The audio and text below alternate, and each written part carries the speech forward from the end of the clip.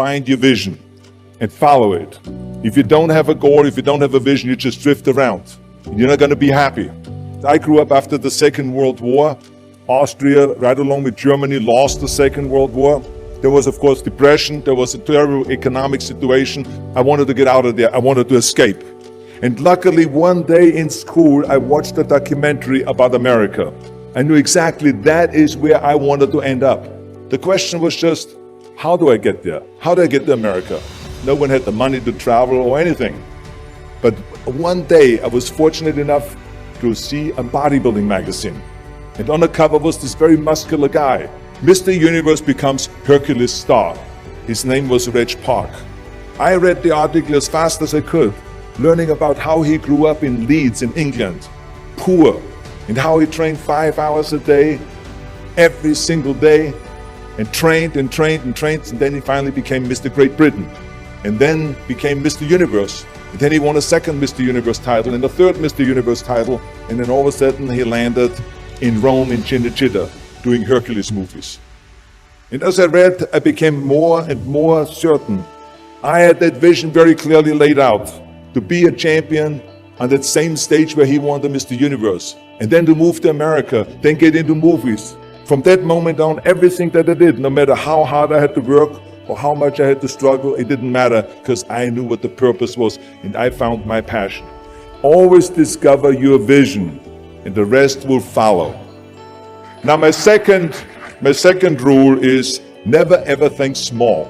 You have to go and shoot for the stars.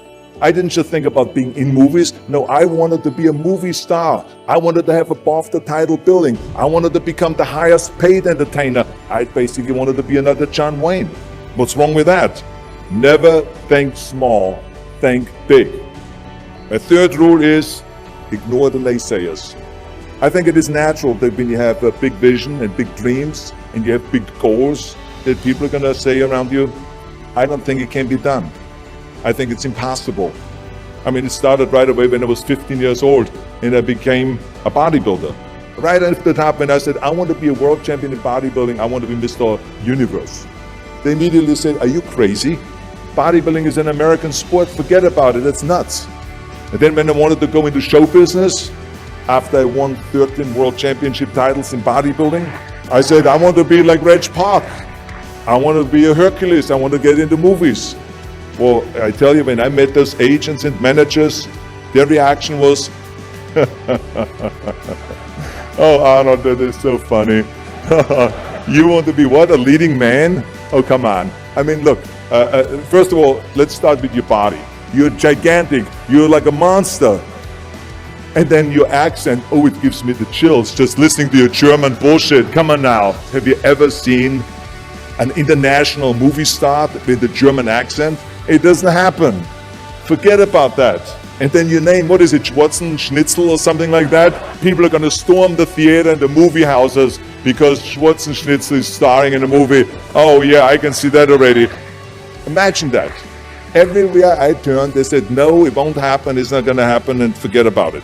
Luckily, I did not listen. I started taking acting classes, English classes, even accent removal classes. I ran around all day saying lines like, a fine wine grows on a vine. All of a sudden, I got a little break. All of a sudden, I got a TV show, a little part, then another little part, and then Pumping On and Stay Hungry, and then, of course, I landed the big role of Conan the Barbarian. So finally, I got the big break.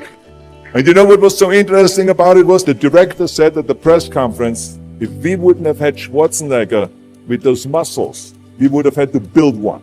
And then when I did Terminator, James Cameron said the I'll be back line became one of the most famous movie lines in history because of Arnold's crazy accent, because he sounded like a machine.